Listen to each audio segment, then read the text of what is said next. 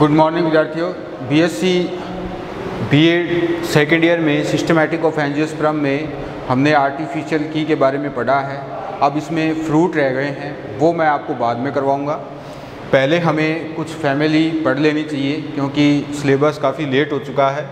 तो उसी क्रम में हम पढ़ रहे हैं रूटेसी के बारे में, और रूटेसी के बारे में मैं आपको उसके वेजिटेटिव कैरेक्टर्स पहले बता चुका हूँ पिछली क्लास में, और अब हम आगे उसके फ्लोरिंग कैरेक्टर्स के बारे में जानेंगे। और फ्लोरिंग में भी मैं आपको पुष्प क्रम के बारे में बता चुका हूँ कि इसमें सहसिमाक्षी और असिमाक्षी दोनों ही प्रकार के पुष्प क्रम इसमें पाए जाते हैं। पुष्प क्या है? अब अगला जो है वो है फ्लोवर। देखिए फ्लोवर जो है इसमें वो ब्रैक्टिएट और ब्रैक्टियोलेट दोनों प्रकार का होता है, यानी दोनों होते हैं। ब्रैक्टिएट यानी सहपत्र भी होते हैं और सहपत्रिकाएं भी पाई जाती हैं। ब्रैक्टियोलेट को हम कहते हैं सहपत्रिका युक्त, और ब्रैक्टिएट यानी सहपत्र युक्त होते हैं। सहपत्र के बारे में मैं आपको बताया है मैंने पिछली क्लास में कि इस तरह से अगर हम पुष्प में देखें तो ये तो सारे भाग हो गए पुष्प के,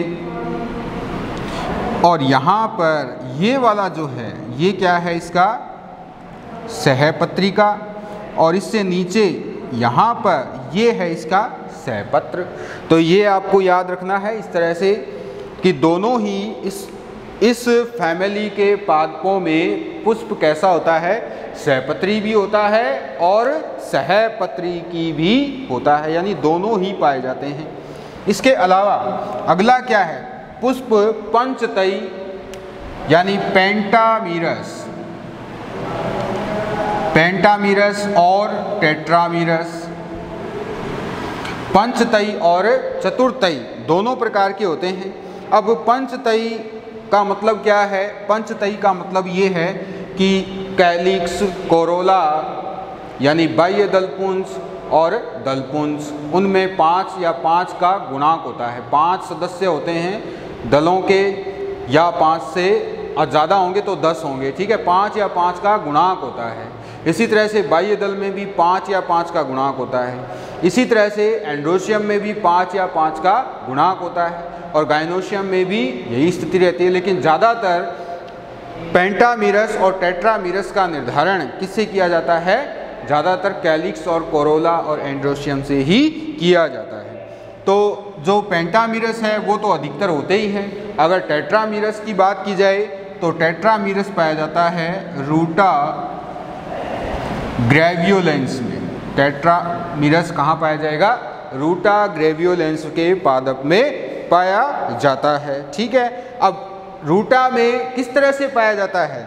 देखिए ये कोई उसका पुष्प क्रम दंड है, और इसका जो शीर्ष पुष्प है ये वाला, ये तो होता है पेंटामीरस, ठीक है। ये कैसा होता है? पेंटामीरस। और जो इसका पार्श्व पुष्प हैं ये वाले, ये जो इसके पार्श्व पुष्प हैं ये कैसे होते हैं? टेट्रामीरस होते हैं।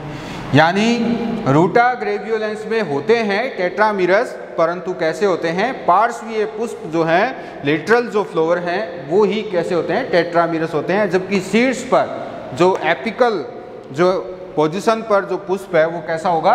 पेंटामीरस होगा। ये आपको याद रखना है, ठीक है। कभी कभी त्रितई भी होते हैं, यानी ट्राइमीरस भी पाए जाते हैं। कुछ पादपों में ट्राइमीरस भी होते हैं, जैसे ट्राइफेजिया, ट्राइफोलिया में ट्राइमीरस भी होता है। ट्राइफेजिया, ट्राइफोलिया में कैसा है? 3 या 3 का गुणांक पाया जाता है। अब पुष्प के और लक्षणों में देखें हम, पुष्प कैसा होता है? हमेशा बाइसेक्सुअल होता है। जब पुष्प में उसके दोनों लिंग यानी एंड्रोशियम और गाइनोशियम प्रेजेंट हो तो पुष्प कैसा होगा? उभयलिंगी होगा। तिर्जा सम्मित होता है। तिर्जा सम्मित का मतलब ये है कि जो पुष्प है तिर्जा सम्मित एक्टिनोमॉर्फिक, एक्टिनोमॉर्फिक पुष्प का मतलब क्या है कि पुष्प को किसी भी तल से काटा जाए तो वो 2 समान भागों में बंट जाता है। तो इस तरह से ये कैसा हो जाएगा? एक्टिनोमॉर्फिक हो जाएगा। पुष्प के लक्षण पढ़ रहे हैं हम। तो इसके अलावा हाइपोगाइनस होता है। हाइपोगाइनस का मतलब है, हाइपोगाइनस यानी जायांग धरी। जायांग धरी में जो पुष्प है इस तरह से ओवरी सबसे ऊपर होती है और बाकी के जो भाग हैं वो कहाँ होते हैं, ओवरी से नीचे होते हैं। ऐसा पुष्प कैसा होता है, जायांग धरी होता है। तो रुटेसी कुल के पुष्प कैसे होते हैं, हाइपोगाइनस होते हैं, जायांग धरी होते हैं। ठीक है, इसके अलावा कुछ ऐसे पुष्प हैं जिनके अंदर एक व्यास सम्मित अवस्था भी पाई जाती है। एक्टिनोमॉर्फिक तो जनरली क्या है, एक्टिनोमॉर्फिक पाई जाती है, परंतु कदाचित यानी कुछ पादपों में कैसी होंगी ये जाइगोमॉर्फिक भी होती हैं। जैसे जाइगोमॉर्फिक के अगर उदाहरण देखें तो कस्पेरिया में ये जाइगोमॉर्फिक होती हैं। जाइगोमॉर्फिक होता है एक व्यास सम्मित, ये होती है कस्पेरिया में। ठीक है, इसमें कैसा होता है, ये एक व्यास सम्मित होता है। इसके अलावा एवोडिया जैसे कुछ ऐसे पादप भी हैं जहाँ पर यूनिसेक्सुअल पुष्प पाया जाता है।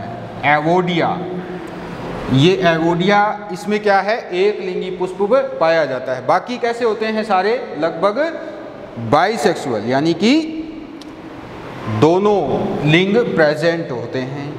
इसके अलावा कुछ ऐसे पुष्प भी हैं जो सर्वलिंगी होते हैं, सभी तरह के उसमें लिंग पाए जाते हैं, यानी तीनों तरह के। अगला है नेक्स्ट, फ्लोवर के बाद रुटेसी कुल पढ़ रहे हैं हम। फ्लोवर के बाद देखें हम कैलिक्स। कैलिक्स का एक भाग क्या कहलाता है, सेपल कहलाता है। ठीक है, कैलिक्स का एक भाग क्या कहलाएगा, सेपल। सेपल को हम कहेंगे बाह्य दल, और बाह्य दल 5 या 4 या कभी कभी 3 होते हैं। जैसा कि मैंने आपको पुष्प का लक्षण बताते वक्त बताया था कि पुष्प कैसा हो सकता है, पेंटामीरस, टेट्रामीरस और ट्राईमीरस हो सकता है। तो सेपल्स जो हैं वो कितने हो सकते हैं, 5 और 4 और 3, यानी 5 भी हो सकते हैं, 4 भी हो सकते हैं और 3 भी हो सकते हैं। ठीक है, अब ये पॉलीसेपल्स पृथक बाह्यदली अवस्था भी होती है, जैसे रूटस में होती है। ठीक है, रूटा में कैसी होती है, ये पृथक बाह्यदली। जबकि गैमोसेपल्स ये किस में पाई जाती है, सिट्रस में पाई जाती है। सिट्रस जो नींबू का कुल है वहाँ पर ये कैसी होती है, सिट्रस, नींबू का बोटेनिकल नेम है, स्पीसीज इससे निकलेगी। तो इसमें पाया जाएगा ये संयुक्त। कोर्स आदि या कोर्स स्पर्शी होता है, इम्ब्रिकेट और वालवेट यानी कोर्स स्पर्शी। अब इम्ब्रिकेट होगा तो इम्ब्रिकेट में कोर्स आदि में किस तरह से होगा, इस तरह से, जैसे एक, अरे वैसे बनाना पड़ेगा, जैसे एक ये तो हो गया बाह्य, उसके बाद इसको ढकते हुए एक हो गया। ठीक है, फिर एक अंदर हो गया, इस तरह से ये अंदर हो गया, तो ये तो बाहर है। ठीक है, ये फिर से अंदर हो गया और फिर एक बाहर हो गया। तो अब आप देख सकते हैं कि एक अंदर ये रहा, दूसरा अंदर ये हो जाएगा। ठीक है, और एक हो जाएगा ये ट्विस्टेड। अब आप देखेंगे इसमें तो ये बाहर है, ये अंदर है, ये अंदर है, ये बाहर है, तो और ये कैसा है, ट्विस्टेड है। तो इसको हम किस तरह से डिस्क्राइब करेंगे कि 2 अंदर 2 बाहर और एक व्यावर्तित, 2 अंदर 2 बाहर और एक व्यावर्तित, तब तो हो जाएगा ये इम्ब्रिकेट यानी कोर छादी। कोर छादी इसलिए कहते हैं क्योंकि इसका जो किनारा है वो इससे ढका हुआ है, इसी तरह से इसका किनारा इधर से इससे ढका हुआ है। तो जब किनारे इस तरह से ढके हुए हों तो कहलाता है कोर छादी। और कोर स्पर्शी भी होते हैं। कोर स्पर्शी जब हम पुष्प चित्र बनाएंगे तो इस तरह से ये कोर स्पर्शी हो गया। ठीक है, इस तरह से ये कैसे होंगे, ये कोर स्पर्शी हो गया, यानी किनारे जो हैं वो कहाँ है, एक दूसरे के सामने हैं। तो ये है कोर स्पर्शी। तो दोनों तरह की इसके अंदर अवस्था पाई जाती है। अब दल की बात की जाए तो दल भी सेम ही है। अगर हम दल का देखें तो दल थोड़ा सा अंतर हो सकता है, बाकी कोरोला, ठीक है, यहाँ पर कोरोला का जो एक पार्ट है उसको हम क्या कहेंगे, पेटल कहेंगे, ठीक है, पेटल। तो पेटल्स 5 हो सकते हैं, 4 हो सकते हैं और 3 भी हो सकते हैं। पृथक दली भी हो सकते हैं और संयुक्त दली भी हो सकते हैं। पृथक दली जैसे कस्पेरिया में होता है, और कुछ ऐसे भी हैं जैसे कोरिया है उसके अंदर संयुक्त दली भी होते हैं। तो पृथक दली का मतलब है पॉलीपेटल्स, इसमें कस्पेरिया एग्जाम्पल है, ठीक है। और फिर आता है गैमोपेटल्स यानी संयुक्त दली, ये पाया जाता है कोरिया में, क्लियर। तो इस तरह से ये दोनों पादप जो आपके सामने एग्जाम्पल हैं, कस्पेरिया में तो होता है पॉलीपेटल्स और गैमोपेटल्स किस में होता है, कोरिया में होता है। हम पढ़ रहे हैं रूटेसी कुल के बारे में, और रूटेसी कुल में हम पहुंच चुके हैं अभी तक कोरोला तक। हम पढ़ रहे हैं फ्लोरिंग कैरेक्टर्स, और उसमें कोरोला तो पेटल्स 5, 4 या 3 होते हैं। अब इनके विन्यास की बात की जाए तो किस तरह से ये विन्यासित होते हैं, तो विन्यासित दल विन्यास हमेशा कैसा होता है, कोर छादी होता है, यानी इम्ब्रिकेट होता है, ठीक है। इम्ब्रिकेट अभी मैं आपको बताया बस जस्ट पहले ही कि 2 अंदर 2 बाहर और एक ट्विस्टेड, इस तरह से भी हो सकता है, या फिर 1 अंदर 1 बाहर बाकी के 3 ट्विस्टेड, इस तरह से भी हो सकता है। यानी कोर छादी होता है, कोई भी एक भाग ढका हुआ होता है अपने पड़ोसी से, ठीक है, इस तरह से। अगला जो है वो है पुंकेसर, नेक्स्ट है पुंकेसर। एंड्रोशियम, एंड्रोशियम को हम क्या कहेंगे, पूमंग, और पूमंग का एक भाग क्या कहलाता है, स्टेमन, ठीक है। अब स्टेमन की संख्या तो जैसा कि 5 या 5 का गुणांक है, तो हम तीनों प्रकार के बताएंगे कि 10 भी हो सकते हैं, 8 भी हो सकते हैं और 6 भी हो सकते हैं। 5 अगर पेंटामीरस है तो 10 हो जाएंगे, अगर टेट्रामीरस है तो 8 हो जाएंगे, और अगर ट्राईमीरस है तो कितने हो जाएंगे, 6 हो जाएंगे, ठीक है। और दलाभिमुख होते हैं, दलाभिमुख, दलाभिमुख का मतलब ये है कि दल की तरफ होते हैं, यानी कि दल की तरफ या दल के सामने होते हैं, ठीक है। दलाभिमुख यानी दलों के सामने होते हैं, ठीक है। एंटीपेटल्स हम उसको हम कह सकते हैं, दलाभिमुख। और जिन पुंकेसरों में कुछ ऐसे भी पुष्प हैं जिनके अंदर पुंकेसर का केवल एक चक्र होता है, अगर एक ही चक्कर हो, या तो क्या है 2 चक्कर हैं, या तो क्या है 2 चक्कर हैं। 2 चक्कर मैं आपको भी डायग्राम से बताऊंगा जब हम इसका एक पादप पढ़ेंगे, लेकिन थोड़ा सा मैं आपको बता देता हूँ इस तरह से, ठीक है। इस तरह से जैसे ये दल है,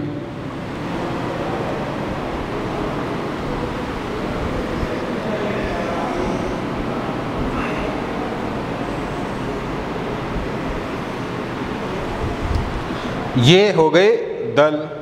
अब इन दलों के सामने अगर एक ही चक्कर हो, अगर पुंकेसरों का केवल क्या हो, एक चक्र हो, तो बाह्य दलों के सामने होगा। ये बाह्य दल है, ठीक है, ये क्या है, बाह्य दल है, ठीक है, इस तरह से।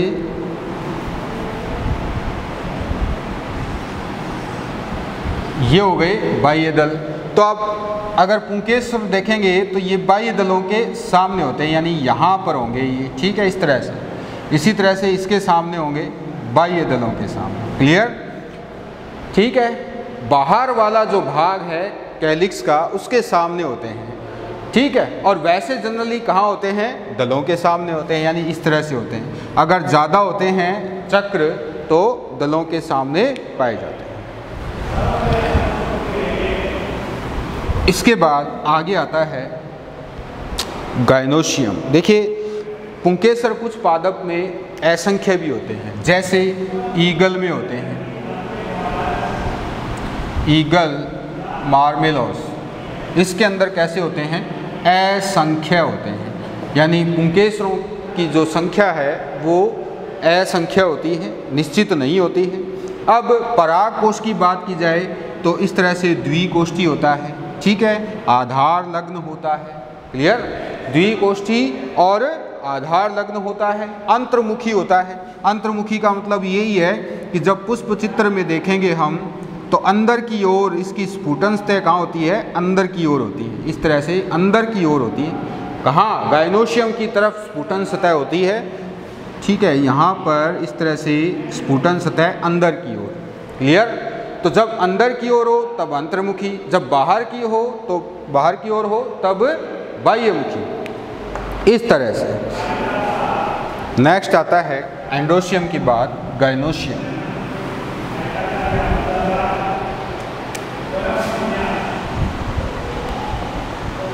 गायनोशियम, ठीक है।